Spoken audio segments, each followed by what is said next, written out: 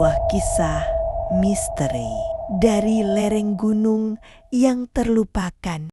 Langit sore di desa Kedu tampak muram.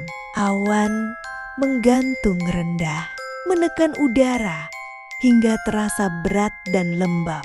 Jalan menuju lembah dipenuhi kabut putih yang bergerak lambat, seperti napas raksasa dari dalam bumi. Di tengah kabut itu, seorang pria muda bernama Fahri melangkah pelan, membawa kamera dan buku catatan lusuh. Ia mahasiswa jurusan sejarah yang datang untuk meneliti legenda lokal tentang Lembah Tujuh Bayangan, tempat yang menurut cerita warga hanya bisa ditemukan oleh orang yang dipanggil. Jangan sendirian ke sana, pesan kepala dusun sebelum ia berangkat. Kalau sudah lihat bayangan lebih dari satu, jangan berhenti, jangan bicara, dan jangan menoleh.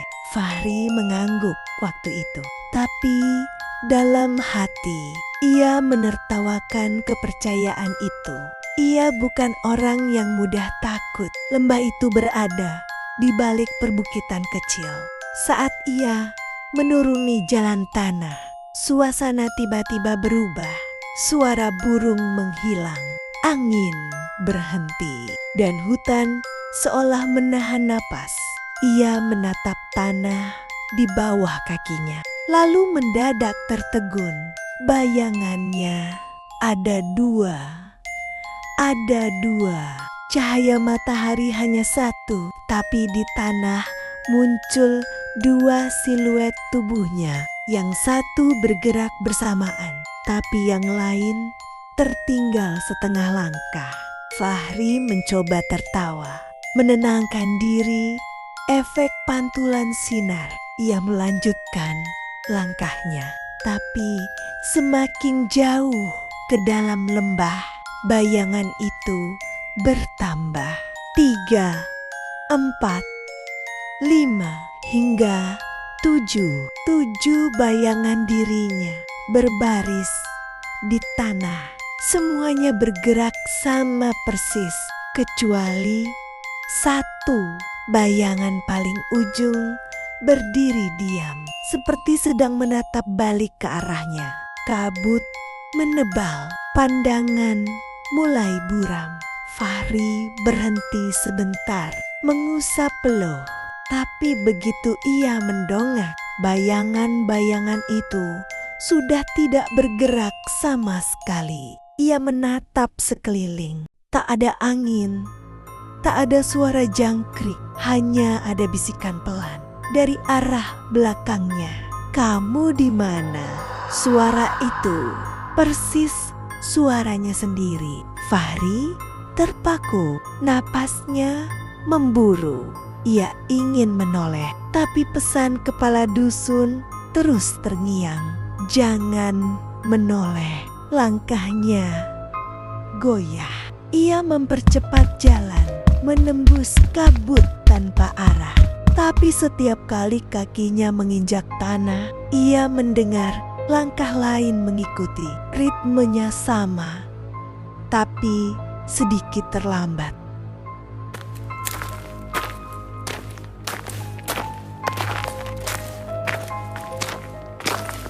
Sampai akhirnya langkah itu berhenti. Namun bayangan di tanah masih ada 7. Dan yang ke-7 kini mengangkat tangan perlahan, seperti memberi isyarat untuk berhenti. Fahri berhasil keluar dari lembah menjelang maghrib. Ia menginap di rumah warga bernama Pak Wiryo, yang rumahnya terletak paling dekat dari lembah. "Kamu lihat 7 bayangan itu?" "Ya," tanya Pak Wiryo pelan, sambil menyalakan lampu minyak. "Itu bukan halusinasi, Nak. Salah satu bayangan itu bukan punyamu." Fahri mencoba tertawa, tapi hatinya tidak tenang. Saat malam semakin larut, ia mulai menulis laporan di buku. Lampu minyak bergoyang oleh angin malam, dan di dinding kamarnya bayangan tubuhnya tampak normal. Sampai tiba-tiba bertambah satu. Bayangan itu berdiri di belakangnya, sedikit lebih tinggi, dan wajahnya samar-samar terlihat seperti dirinya sendiri. Tapi matanya hitam polos, tanpa cahaya. Keesokan harinya, Fahri mencoba memeriksa rekaman kameranya. Anehnya, setiap kali ia memutar video dari lembah, bayangannya selalu muncul 7 kali di frame. Bahkan ketika ia hanya berdiri diam. Lebih aneh lagi, di akhir rekaman terdengar suara pelan seperti bisikan, "Kau sudah melihatku, sekarang giliranmu hilang." Fahri menutup laptopnya dengan cepat. Wajahnya pucat. Ia keluar rumah, ingin bernapas, tapi begitu melangkah ke halaman, ia melihat sesuatu yang membuat darahnya beku.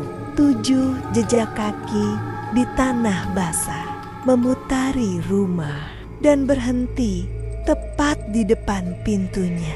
Malam itu angin bertiup kencang, lampu minyak padam sendiri di kegelapan. Fahri terjaga karena mendengar suara langkah di teras. Ia diam, menunggu, tapi langkah itu berhenti dan terdengar suara berbisik dari jendela. "Kenapa kamu kabur?" Fahri bangkit perlahan, tapi matanya terpaku pada dinding. Ada 7 bayangan tubuhnya kini memenuhi ruangan, bergerak pelan. Meski ia tidak, bayangan paling belakang mendekat. Siluetnya menunduk, lalu berbisik lirih tepat di telinganya. "Sekarang kamu yang tertinggal." Lampu minyak menyala sendiri sesaat, dan di kaca jendela hanya ada 6 bayangan yang terlihat. 3 hari kemudian, warga menemukan kamera Fahri di pinggir lembah bersama buku catatannya yang basah oleh embun. Tak ada tanda keberadaannya. Halaman terakhir buku itu bertuliskan, 7 bayangan bukan mitos. Salah satunya hidup, dan saat kamu melihat lebih dari 6, satu dari mereka sedang mencarimu. Sejak itu, lembah 7 bayangan ditutup. Tapi setiap sore menjelang maghrib, orang yang tak sengaja lewat masih bisa melihat bayangannya terbelah. Dan jika jumlahnya 7, tak lama kemudian bayangannya akan tinggal 6.